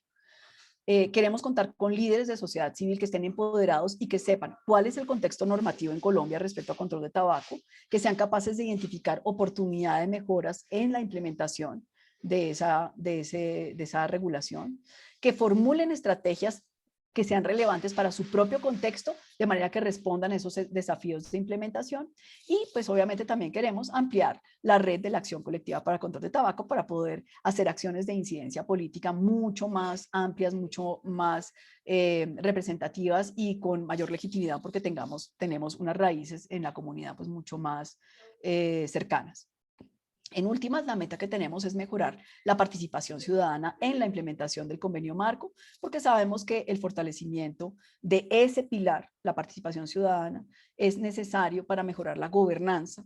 Y de nuevo, nuestro diagnóstico nos remite a que mejor gobernanza, mejores condiciones de gobernanza son mejor implementación del convenio marco, mejores resultados en sus variables inmediatas, que son la reducción de la prevalencia y, por supuesto, en las variables de interés mayor de largo plazo, que es la reducción de la mortalidad, la reducción de los costos de tratamientos asociados con tabaquismo, la reducción de costos en productividad y la reducción de cargas ambientales, como por ejemplo la emisión de colillas a los ecosistemas. ¿Cuál ha sido la línea de tiempo? Empezamos con la formulación y el desarrollo de los contenidos del curso entre 2020 hasta 2022, nos tomó pues un poco más de 2 años desarrollarlos. Ya la implementación este año ha sido mucho más acelerada, tuvimos un periodo de virtualización de los materiales con elementos de desarrollos de pedagogías pues adaptadas al entorno virtual, que estuvieran además eso acompañado por pedagogos que tradujeran este lenguaje técnico en un lenguaje que fuera comprensible para cualquier persona, no importa su edad, su condición, su lugar, su contexto cultural, su nivel educativo, en fin. Luego entre marzo y mayo ya hicimos toda la tarea de divulgación y las alianzas institucionales para lograr capturar estudiantes. En mayo inició el registro oficialmente y ya durante todo mayo tuvimos gente tomando el curso, personas tomando el curso, y ya tenemos los primeros certificados, que ya vamos a mirar un poquito en términos de números esto cómo se ve. ¿Cómo es el sílabus del curso? Como ya les decía, es modalidad virtual, se puede tomar entre 25 y 40 horas dependiendo pues de la intensidad de algunas de las actividades. Es en modalidad asincrónica, tiene una autoevaluación que se hace antes de iniciar el curso y después de finalizar el curso, de manera que se puede verificar el nivel de mejora en los conocimientos básicos de control de tabaco. Y tiene una estructura en 9 módulos. No me voy a detener aquí en la estructura, voy a destacar que pues obviamente hay unos módulos que hablan sobre los riesgos a la salud, la realidad de la epidemia del tabaquismo, incluido el tema de las nuevas formas de consumo de nicotina. cuál es el marco regulatorio, todo el tema de la vivencia de los ambientes libres de humo y cómo fortalecerlos, cómo identificar violaciones a las normas de prohibición a la publicidad, promoción y patrocinio de productos de tabaco, que está vigente en Colombia desde hace más de 10 años. También damos algunos elementos de pautas de crianza. En este módulo nos ayudó Red Papás a desarrollarlo y cómo fortalecer esta cultura de ambientes libres de humo, libres de publicidad en el entorno escolar, que es una población de especial interés, y pues el módulo de habilidades transversales que les dan herramientas de cómo comunicar, cómo construir, por ejemplo, una campaña de comunicación en mi comunidad y darles unas herramientas de cómo ser mejores comunicadores y cómo ejercer liderazgo, porque muchos de estos procesos exigen que las personas tengan un liderazgo adaptativo y un liderazgo sin autoridad. Entonces eso requiere unas herramientas especiales de liderazgo. En esto nos ayudó muchísimo precisamente el aporte de la Escuela de Gobierno en su programa de liderazgo de la Universidad de los Andes. Por último, hay un ejercicio muy interesante de llevar toda la práctica de reportería ciudadana. Es decir, no es un curso solamente teórico. Nos interesa mucho es que la gente se lleve, y en cada módulo, de hecho, actividades que les permiten llevar esto a lo cotidiano, a lo práctico. También hay una serie de herramientas de apoyo. Se crearon unos grupos de WhatsApp que en este momento tienen activas 452 personas y obviamente unos monitores que les dan acompañamiento a estas personas, y hay un acompañamiento tanto desde los contenidos como en lo técnico. Y esto además estuvo acompañado de toda una estrategia de divulgación. Hoy en día en distintas redes de los aliados, pero también pues aquí tengo las cifras específicamente de la Liga Colombiana contra el Cáncer, que tienen publicaciones del curso en Facebook, en Instagram, en YouTube y en Twitter. Y este es algunos indicadores de alcance. Como ven, tenemos un alcance bastante amplio de cerca de 300.000 personas y con interacciones de más de 35.000 en las distintas redes. También tenemos divulgación a través de influencers. Estos son algunos ejemplos de los influencers, y Caracol Televisión se sumó, la cadena Caracol se sumó a la iniciativa y ha hecho divulgación de pautas de promoción del curso sin costo en sus distintos canales de radio y televisión. No tengo tiempo para mostrarles aquí las cuñas, pero los que quieran voy a dejar a disposición la presentación para que muestren, miran ejemplos de las cuñas radiales y del comercial de televisión. Ahora, ¿cuáles son los resultados ya numéricos? Tenemos 2.000, en un mes de haber lanzado la iniciativa, tenemos 2.287 registrados, de los cuales 1.817 son participantes activos, que creo que es una tasa de respuesta bastante alta para este tipo de iniciativa que es virtual. Tenemos en nivel de avance, esto es un corte a 1 de junio, tenemos 534 personas que habían completado el módulo 3, es decir, están en la primera parte, la tercera parte del curso. 508 personas ya habían completado el 70% del curso, y 412 personas ya habían completado todos los módulos y habían descargado su certificado. Estos son ejemplos de eventos ya de entrega de los certificados ya de manera física, aunque todo el mundo puede descargar su certificado virtual. Se hicieron unos eventos simbólicos la semana pasada de entrega de los primeros certificados. Esto fue un evento que se organizó en la Secretaría de Salud de Bogotá con los primeros graduados del curso. Ahí ven ustedes al director científico de la Liga Colombiana contra el Cáncer y a pues varios de los colaboradores que han estado vinculados a la iniciativa. Esta es la distribución a nivel regional, que me parece muy interesante porque nos muestra el enorme potencial de estas tecnologías de información para descentralizar todos estos esfuerzos, que a veces son muy costosos. No tenemos expertos en control de tabaco en todas las regiones. Pero esta es una manera de llegar. Además, lo valioso de tener a un aliado como la Liga, que tiene presencia regional muy fuerte. Y ustedes ven que, pues, si bien todavía estamos muy concentrados en algunas regiones, pues sí tenemos una dispersión regional muy interesante. Así están distribuidos ya de manera gráfica estos mismos registrados, pero a nivel de regiones ustedes ven que todavía una gran concentración en Bogotá. Realmente quisiéramos mucha más dispersión a nivel regional, pero obviamente Bogotá también es, desde el punto de vista poblacional, obviamente pesa, y además tenemos la población mayor de fumadores en nuestro país, sigue estando en Bogotá. Obviamente en zona cafetera también, y tenemos una presencia relativamente importante en zona cafetera que también nos interesa y ojalá podamos seguirla ampliando porque pues son de nuevo las poblaciones más vulnerables en este momento en términos de prevalencias de tabaquismo, las que tienen prevalencias más altas en nuestro país. Esto a nivel de instituciones, porque hay instituciones que se han vinculado directamente y que lo que hacen es decir, yo quiero que personas vinculadas a mi institución se certifiquen. Entonces está la Universidad del Área Andina, el SENA, por supuesto la misma red de ligas de cáncer que pues predican con el ejemplo. Hay varias alcaldías alrededor del país que se han vinculado, secretarías de salud también, colegios, algunas IPS y EPS. Y universidades, por supuesto. Entonces ustedes ven que también tenemos cierta diversidad en las instituciones que se han vinculado ya de manera explícita. Muchos otros son simplemente ciudadanos que porque han visto las cuñas radiales, han visto nuestras entrevistas y nuestras acciones de promoción en redes sociales, se han interesado en inscribirse. De hecho, ustedes que nos están escuchando hoy podrían hacerlo también, reservar su cupo. Y de una vez hago la cuña, www.ligacancercolombia.org, ahí encuentran el formulario para inscribirse. Y nada, es un curso completamente gratis y lo pueden hacer a su propio ritmo. Entonces, de nuevo, hay una oferta abierta que es totalmente digamos, autónoma. Cualquier persona que nos haya escuchado que quiera hacerlo lo está haciendo. O también está esta oferta que ya es canalizada a través de instituciones aliadas que lo han hecho parte del ciclo de capacitación de su propio capital humano. Bueno, los dejo también con algunas de la literatura para Colombia que sustenta los contenidos del curso. Colombia ha sido afortunada en ser muy rica en la generación de investigación sobre el control de tabaco y qué funciona y qué no funciona para prevenir el consumo.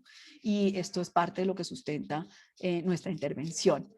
Los quiero dejar también con la información institucional del curso. Estos son nuestros datos de contacto para los que quieran tener más información sobre el curso. Y también invitarlos en estos minutos a que vean un video que muestra un poco más emotivamente, lo que está detrás de esta iniciativa. Entonces, no sé si nos puedan colaborar para mostrar el video.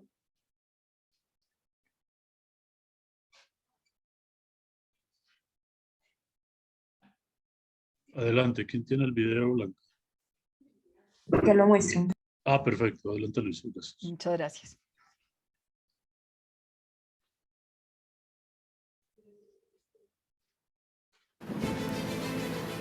¿Te has preguntado por qué en Colombia cada año los cigarrillos suben de precio? O que la venta por unidad o al menudeo de cigarrillos está prohibida en nuestro país y que hay una ley que así lo establece. El tabaco es una de las mayores amenazas globales para el desarrollo sostenible de los países.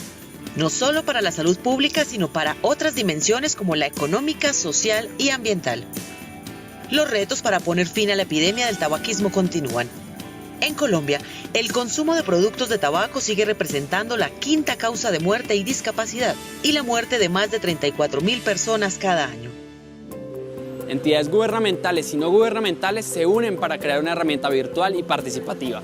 Un programa académico gratuito y certificado, dirigido a organizaciones comunitarias, líderes, profesores, estudiantes y voluntarios de la sociedad civil que quieran convertirse en agentes activos y multiplicadores por un país libre de nicotina. Curso Acción Colectiva para el Control de Tabaco. Y que puede ser un ciudadano activo y vigilante en la protección de los ambientes 100% libres de humo de tabaco. Esta herramienta pedagógica diseñada por la Liga Colombiana contra el Cáncer y la Fundación ANASH está avalada por el Ministerio de Salud y Protección Social y la Organización Panamericana de la Salud. Cuenta con el apoyo técnico del Instituto Nacional de Cancerología, Red Papás y el Centro de Liderazgo Público de la Escuela de Gobierno de la Universidad de los Andes. Este curso teórico-práctico te brinda las capacidades para el conocimiento, la comunicación y la toma de decisiones informadas con base en la evidencia sobre el control del tabaco. Y ejercer tu liderazgo en tu colegio, tu universidad, tu trabajo, tu familia y con tu comunidad. Se desarrollan 9 módulos y te permite la interacción por medio del autoaprendizaje, favoreciendo la experiencia de la capacitación a distancia. Cuenta con diferentes herramientas interactivas que permitirán mejorar tus habilidades comunicativas. Regístrate ahora y al finalizar el curso descarga tu certificado. Únete a una generación libre de tabaco. te invita a Acción Colectiva para el Control de Tabaco.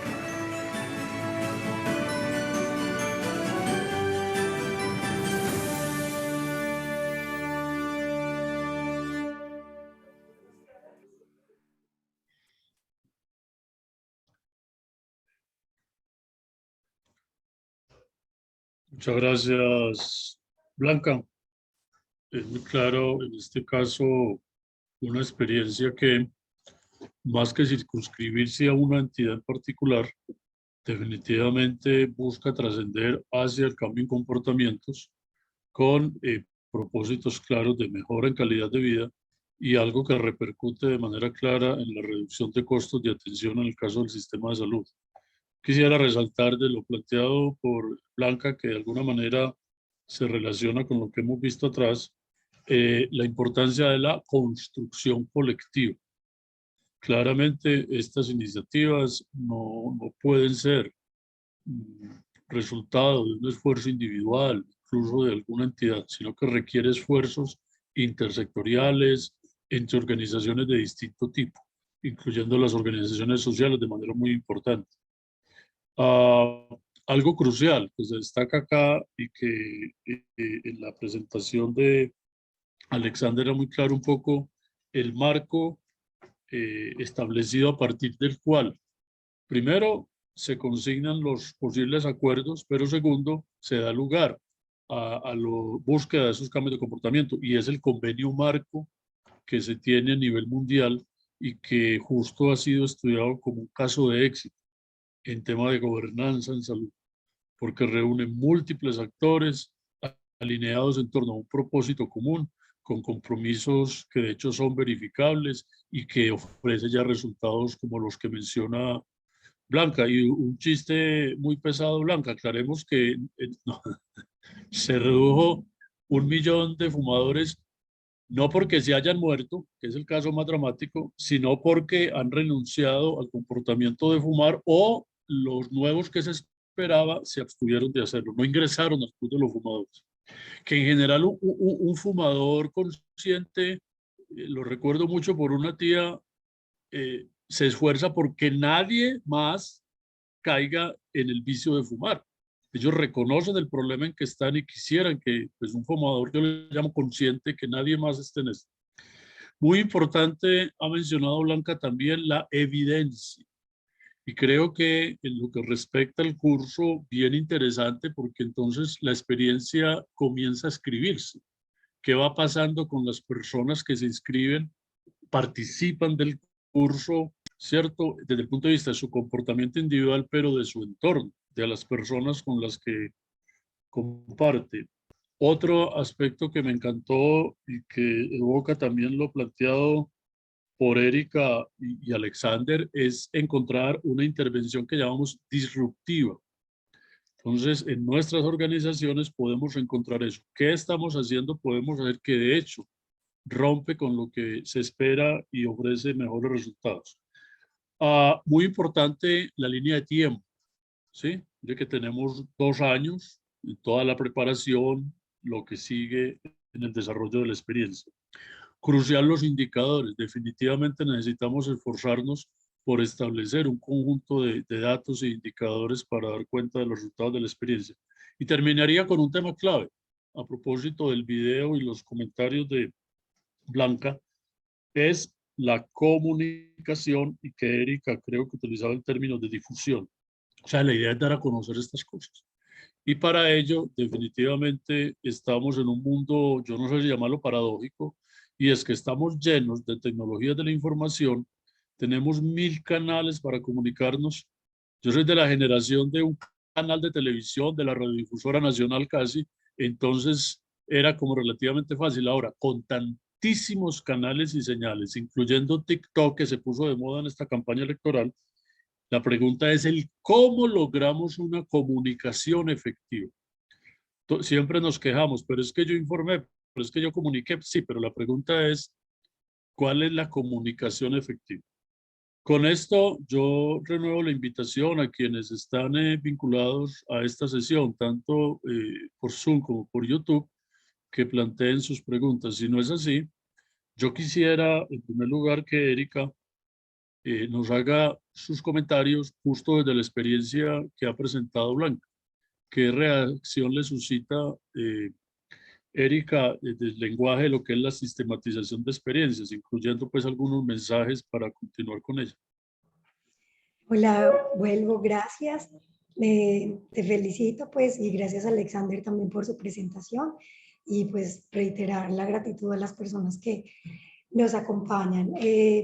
Cada que Blanca nos iba contando la experiencia, yo iba como remembrando como esos pasos de los que les estaba anunciando de una manera muy amplia, ¿cierto? Pero antes de hacer como énfasis en la pregunta, quisiera decirte, Jairo, algo con respecto a lo que estás planteando de cómo hacemos para transmitir información de verdad que sea contundente. Pues, y ahí se enlaza también con la experiencia que nos está presentando Blanca. Es fundamental en esas discusiones tener herramientas de educación y comunicación para la salud, porque dentro de los procesos de comunicación y educación para la salud tenemos varios momentos. Entonces, un momento es la información, una información en un brochure, en un comercial, en un póster, en la ciudad, ¿cierto? Es como, ve, esto existe, pero eso no alcanza las dimensiones de la transformación. Eso todavía se queda corto para que yo pueda tomar decisiones conscientes de cómo cambiar. Luego vamos a un plano un poco más profundo, más elaborado, que son los procesos de sensibilización. Yo en un proceso de sensibilización puedo garantizar, no, pero genero preguntas y reflexiones de la comunidad y de las personas en torno a esa situación específica y vamos a hablarlo con relación al tabaco, ¿cierto? Al tabaquismo, yo por qué fumo, cuál será el vacío emocional que yo estoy llenando con esto, dónde lo aprendí, cuál fue mi momento cero, ¿cierto? Yo me pregunto, todavía no me permito esos cambios y esas transformaciones profundas, pero es como un primer paso hacia ese cambio, hacia esa profundidad y no solamente en lo mecánico que yo fumo y fumo. Y luego sigue un momento y un elemento fundamental que es en lo que está fundamentada toda la campaña que nos acaba de presentar Blanca y son los procesos y de transformación reales que están dados a través de la educación, ¿cierto? Una educación con sentido y aquí tiene que ver absolutamente todo que ver con la sistematización de experiencia, porque es cómo me conecto afectivamente con esa persona que le logra dar sentido a esa información que yo le estoy ofreciendo para que de verdad se convierta en una herramienta real para que tome decisiones conscientes hacia ese cambio y esa transformación de su vida. Entonces es como supremamente importante que nosotros caigamos en la cuenta de lo que nos permite la sistematización y en este momento lo que nos presenta Blanca como esa experiencia que de verdad ha generado impacto, no solo cobertura, una sistematización de experiencia y un proceso de educación y comunicación para la salud no se queda solamente en la cobertura, debe garantizar el impacto de que ese dato no sea solo un dato, de que ese dato se convierta en un sentido de vida, en una pregunta mucho más profunda, en un respirar casi, en un proyecto de vida también, porque dejar de fumar no es como, ay, si mañana dejo de fumar, es un proyecto de vida que implica un montón de cambios de formas de ver el mundo. Entonces, quisiera como resaltar eso dentro de esos pasos de sistematización. Algo muy importante que estaba implícito en todo lo que Blanca nos comparte es la línea del tiempo, ¿cierto? Es esa reconstrucción de esa narrativa de lo que vivimos en esa 2020-2022, ¿qué ha pasado?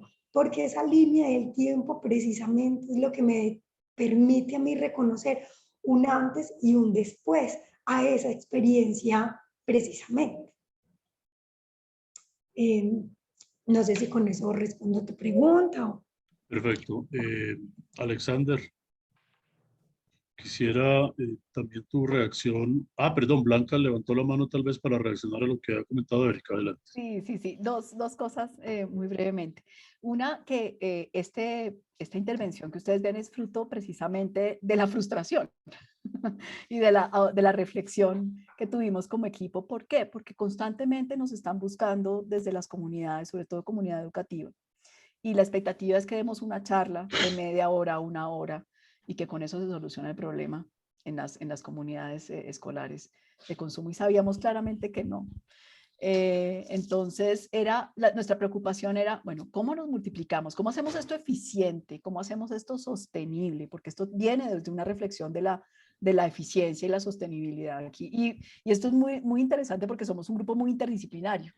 Aquí tenemos comunicadores, economistas, médicos, psicólogos, o sea, y precisamente porque somos varias organizaciones, aportamos desde distintas miradas, y yo creo que esto es lo que también precisamente nos ha permitido construir este tipo de intervención, sin plantearnos ser demasiado, o sea, de antemano era que vamos a innovar, pero fue a partir de una necesidad real que nos exigió salirnos de la zona de confort y empezar a buscar y hasta que se logró la financiación, y en fin, y muy importante, eso por el lado digamos, de que esto fue basado en un problema real de cómo, con los pocos recursos que tenemos, logramos un impacto que realmente le pegue a lo estratégico, no a dar palos de ciego y 20.000 charlas sin ton ni son sobre los daños del tabaquismo, que sabemos que eso no funciona.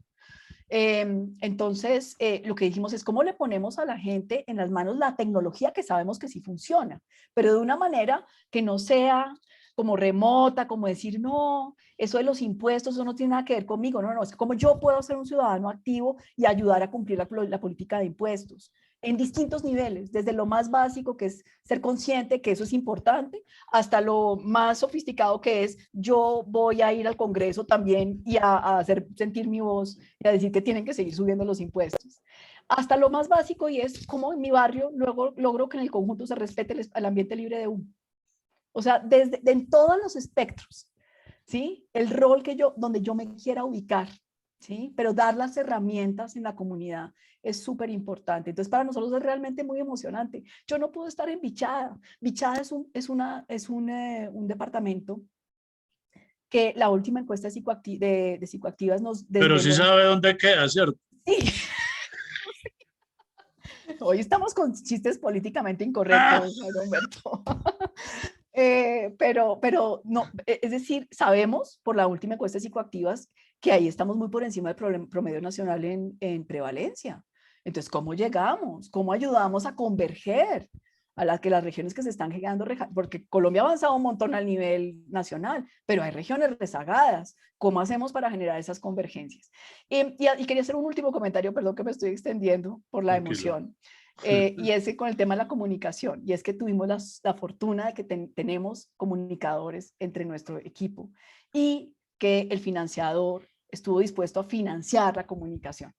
Entonces tuvimos el presupuesto, pero tuvimos también el know-how y los instrumentos, y la verdad el esfuerzo de comunicación ha sido enorme, muy bien focalizado a los grupos a los que queremos llegar, porque queremos, por ejemplo, trabajamos mucho con las emisoras radiales universitarias, porque queremos llegar mucho a la comunidad universitaria, a los colegios, a estas otras entidades que pueden ser multiplicadoras también.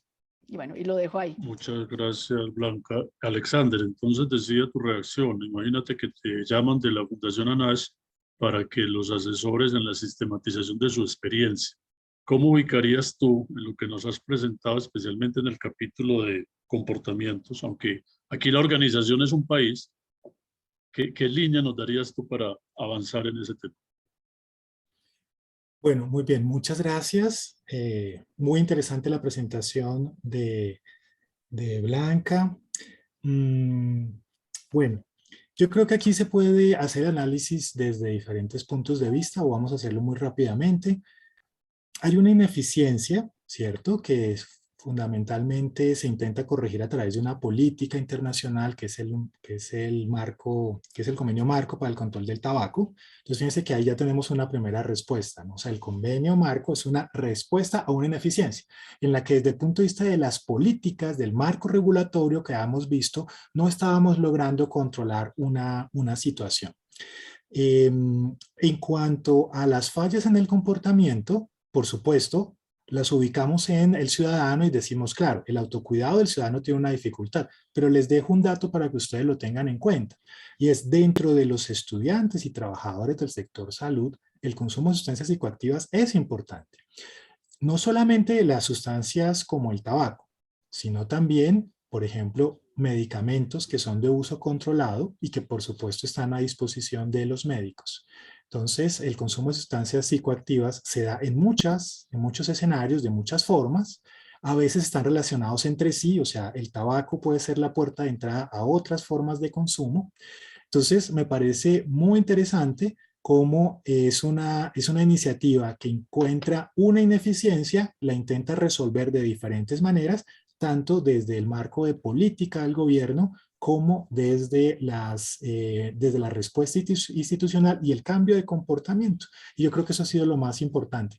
Y para finalizar, resaltar que esta es una iniciativa que no pasa por los servicios de salud, ¿sí? Sino que se hace a través de políticas públicas. Eso es muy importante porque a veces las personas asociamos todos los temas con el médico y el centro de salud y no, no digo muchas, pero a veces la forma más eficiente de manejar una situación es a través de la política pública y no necesariamente a través de las consultas médicas. Entonces, cierro con esos comentarios. Muchas gracias.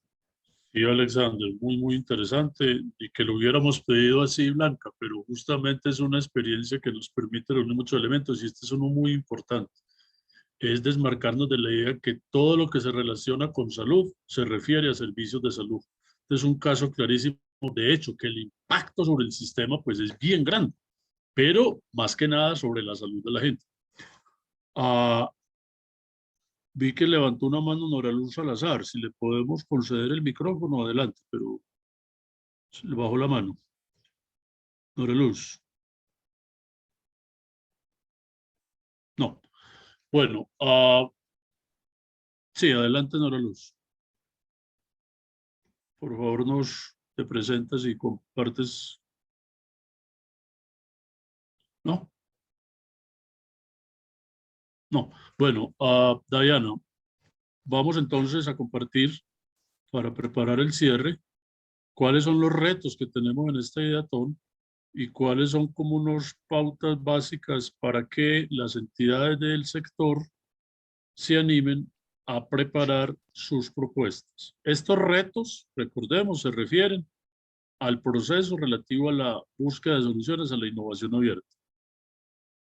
Pero además de los retos, estamos invitando a las entidades para que sistematicen su experiencia. Yo diría, Diana, entonces que adelante con esa claridad, que somos dos modalidades diferentes.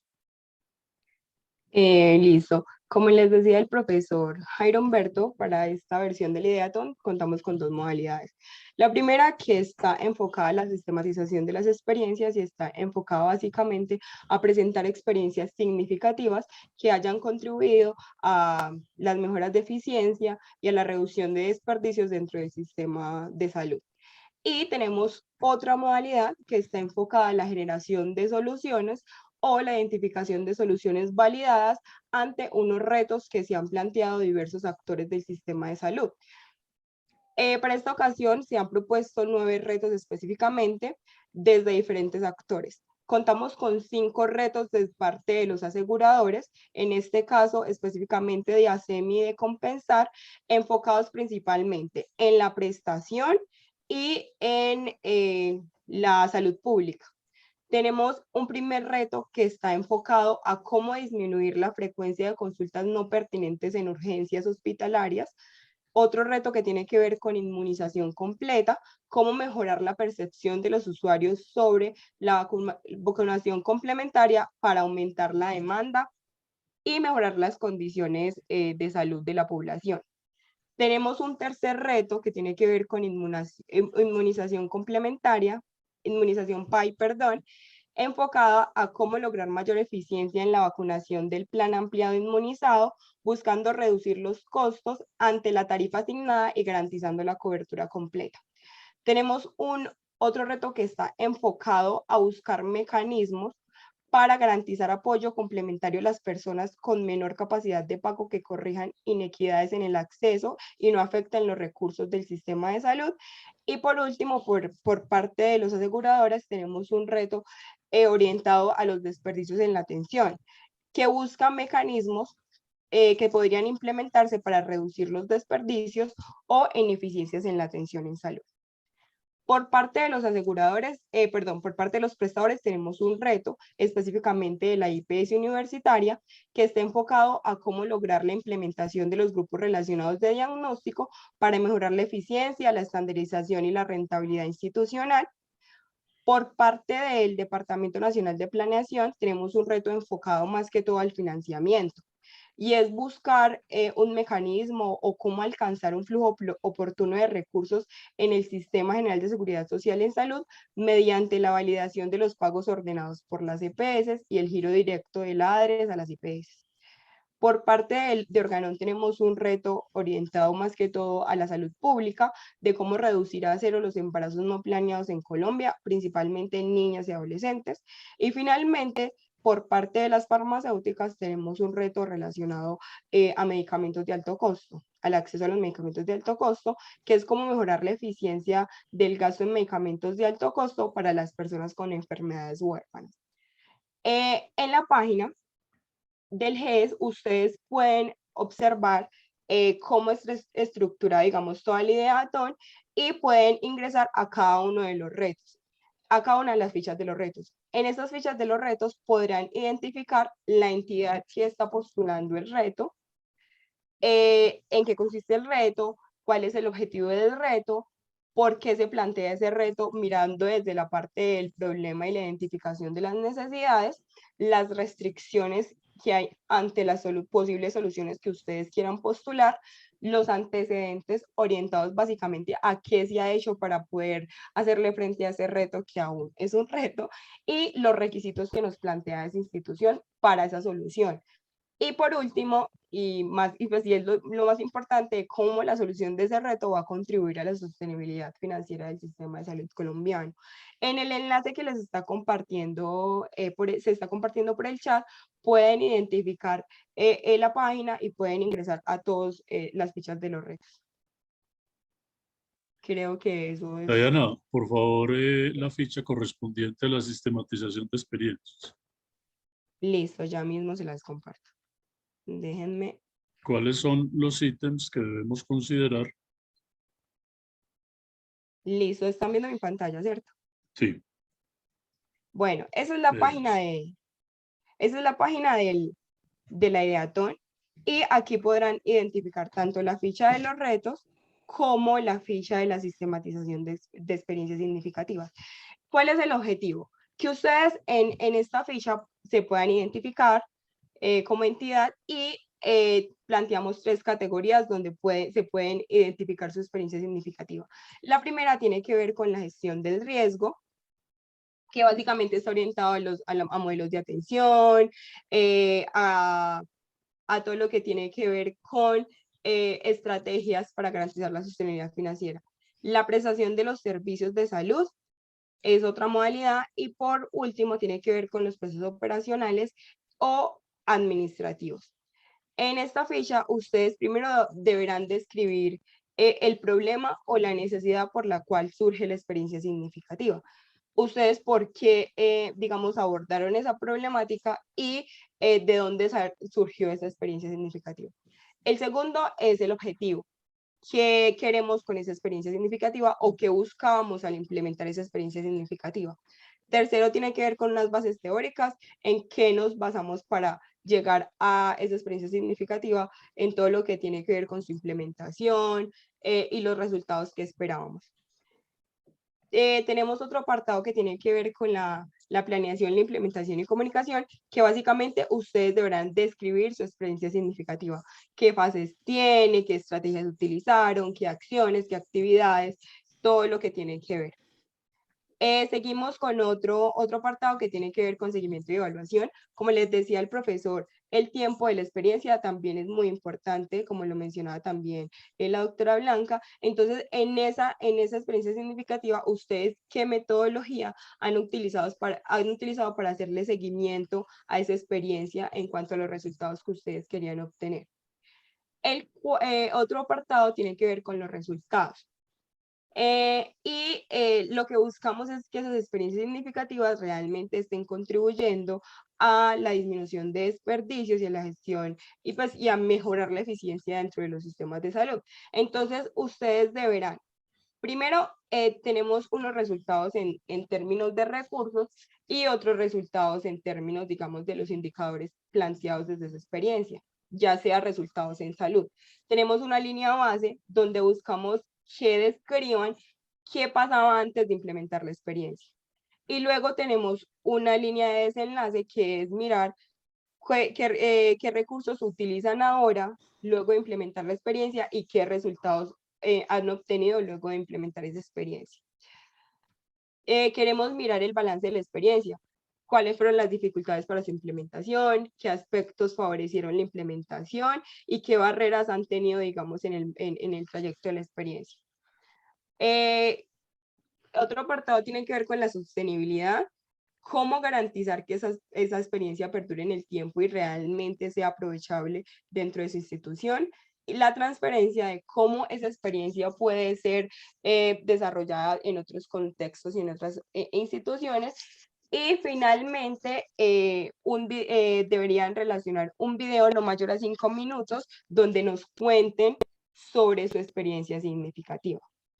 ¿En qué consiste? Muy bien, Diana, muchas gracias. Esta ficha deberá ser diligenciada por parte de las entidades que deseen presentar su experiencia para que el jurado de la IDEATON reconozca esas experiencias significativas. Para diligenciar la ficha, contarán con un acompañamiento en el marco de 4 talleres o 4 sesiones que vamos a adelantar. Los interesados, en la medida en que se van inscribiendo, les anunciaremos cómo van a hacer esos talleres, los días y el horario. Así que lo interesante es dejarnos atraer. Ya veo que en el chat Andrea Patarroyo está muy interesada en participar, y así queremos que nos ayuden con una cierta bola de nieve a atraer muchas entidades y organizaciones para que compartan su experiencia, idealmente que pasen por el proceso de formación. No es estrictamente necesario, pero que se preparen a diligenciar la ficha para postular su experiencia hacia el 28 de julio como fecha límite. Con esto damos por terminado nuestro seminario de hoy. Agradecemos a la profesora Erika, Alexander, Blanca por sus aportes. Queremos seguir contando con ustedes en este proceso. A los participantes de hoy, quienes nos siguen y van a ver más tarde, les anunciamos que este viernes, como habíamos previsto, no habrá seminario. Hemos hecho un ajuste. La semana próxima estaremos concentrados en los aspectos académicos y técnicos sobre eficiencia y sostenibilidad desde las ciudades de Bucaramanga en la UIS, Cali en la Universidad Javeriana, Barranquilla en la sede de Cosalud. Así que los invitamos a continuar en este proceso, a seguir nuestra página, a enviar sus comentarios, sus sugerencias, y que nos ayuden a captar mucho público interesado. Muchísimas gracias y un feliz día. Hasta luego.